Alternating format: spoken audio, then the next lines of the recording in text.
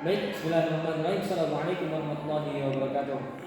Pertama-tama mari kita panjatkan puja dan puji syukur atas kita Allah Subhanahu wa taala yang mana pada kesempatan kali ini kita masih diberikan kesehatan, kenikmatan serta kesempatan sehingga masih bisa bertatap muka dalam pelajaran mata kuliah kewirausahaan.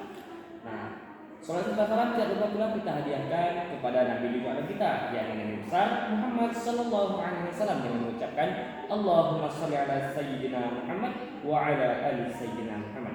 Baik, yang saya hormati Bapak Kamaruzzaman MM selaku dosen pengampu pada mata kuliah kewirausahaan dan kepada teman-teman seperjuangan yang saya banggakan dan saya cintai.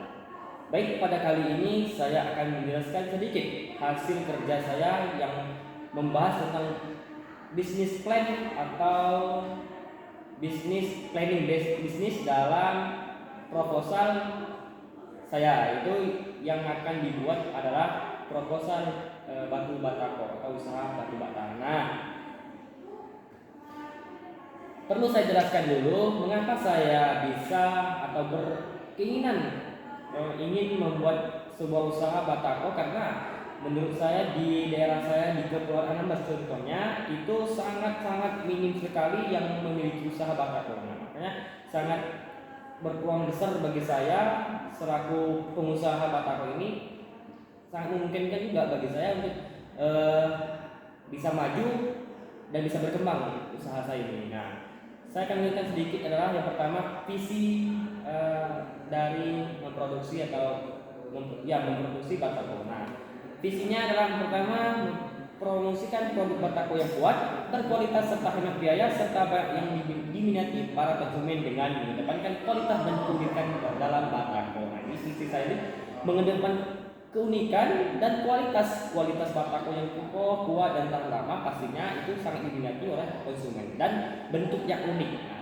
sekarang kan ada tuh batako yang hanya bentuknya persegi empat, terus nggak ada motifnya, nggak ada motifnya. Nah, saya akan bikin sejenis batako yang memiliki lubang 3, adanya motif-motif bunga pada batako. Nah, misi saya yang pertama itu adalah terus melakukan pengecekan dengan menambah kualitas batako agar memberikan kepuasan kepada konsumen terhadap produk yang ditawarkan.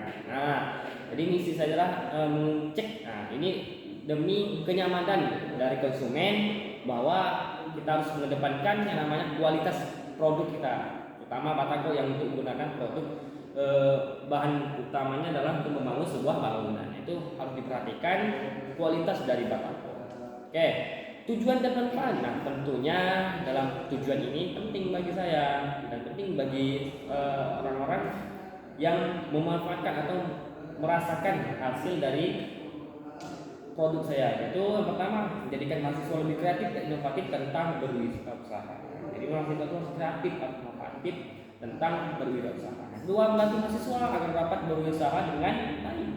Bagaimana cara mengolah, bagaimana cara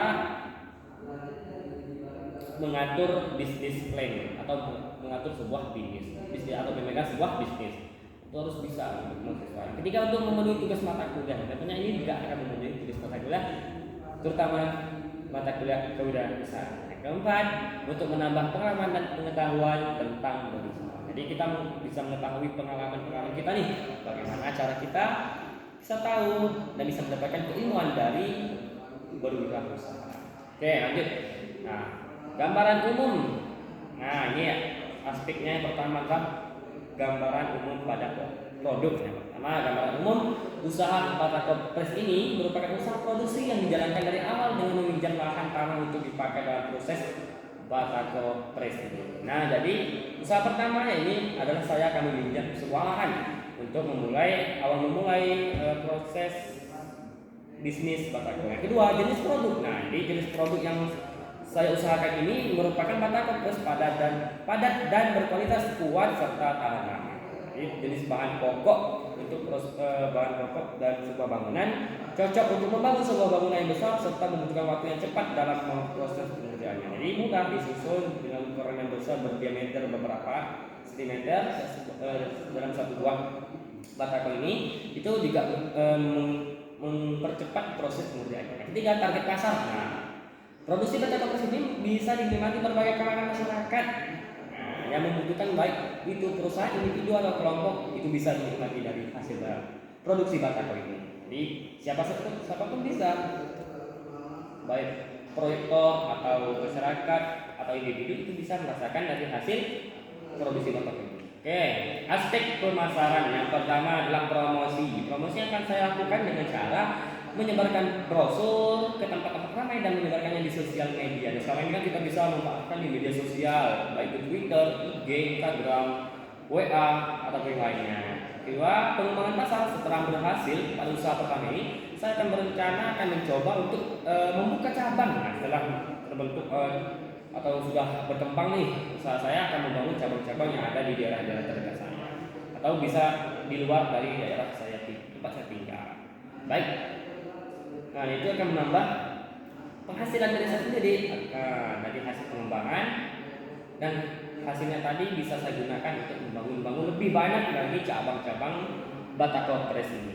Oke, aspek produksi. Nah, batako press ini merupakan produk batu bata yang sederhana dan simpel dalam proses pembuatannya, serta tidak memerlukan bahan yang begitu banyak. Cukup semen, air, pasir. Nah, itu adalah bahan pokok dalam pembuatan batako sendiri. Nah, tampilannya kan cukup sederhana dan sedikit memiliki corak yang ini memiliki 3 lubang dan bagian tengahnya yang memiliki ruang udara. Jadi ketika udara panas itu tidak langsung nyerap ke dalam ruangan, jadi dia mengendap di dalam lubang, lalu disitulah panasnya dari sinar matahari masuk ke dalam lubang-lubang yang ada 3 tadi. Jadi sehingga ruangan kelas ataupun ruangan kamar, ruangan rumah kita itu tidak terlalu panas. Nah, itu. Lanjut, aspek organisasi dan manajemen. Nah, itu ada persaingan. Pertama, sering perkembangan zaman semakin banyak makanan ataupun produksi yang dikreasikan dan dimodifikasi dari hasil, sehingga banyak konsumen juga akan melirik produk seperti itu, atau bisa jadi pesaing dapat menciptakan hasil produk yang dibuat secara nyata. Oke, yang kedua, daya tahan produk. Produksi batako ini bisa saja memiliki daya tahan yang lama, namun terkadang menjadikan batako tidak bisa tahan lama adalah faktor cuaca yang kadang tak menentu, sehingga membawa batako ini kadang harus diamankan ke tempat yang lebih aman, terutama dari hujan. Jadi batako ini lama masanya, tahannya itu lama, kecuali ketika terkena curah hujan yang begitu besar sehingga semen pasirnya itu menjadi hancur lebur. Jadi itu yang membuat batako tidak tahan lama. Namun ada caranya, yaitu dengan menutupnya menggunakan terpal atau lainnya. Oke, sekarang kesimpulan atau penutupan dengan hasil menghitung peluang yang ada di sekitar, yang mana batako sendiri juga sudah sangat sepi sekali yang berusaha seperti ini. Makanya sangat besar sekali peluang untuk bisa berkembang di bidang produksi batako tersebut. Usaha batako ini cukup menjanjikan selain dikarenakan peluang besar yang begitu tinggi, pesaing untuk menyaingi usaha batako ini belum terlalu ramai. Contohnya di daerah saya itu tidak terlalu ramai yang memiliki usaha batako ini, bahkan belum ada sama sekali yang memulai usaha batako ini. Apalagi segi kualitas batako ini sendiri yang menjadikan nilai tambah untuk meyakinkan para konsumen memilih batako ini sebagai bahan utama dalam membangun sebuah bangunan. Oke, inilah hasil presentasi terkait planning batako press yang akan saya buat ke depannya. Mudah-mudahan ini bisa bermanfaat dan bisa berkembang, dan bahkan bisa saya lakukan untuk membangun sebuah usaha batako tersebut ke depannya. Nah, mungkin cukup sekian yang dapat saya sampaikan pada hari ini. Semoga bisa bermanfaat. Saya dengan wabillahi taufiq wal hidayah. Wassalamualaikum warahmatullahi wabarakatuh.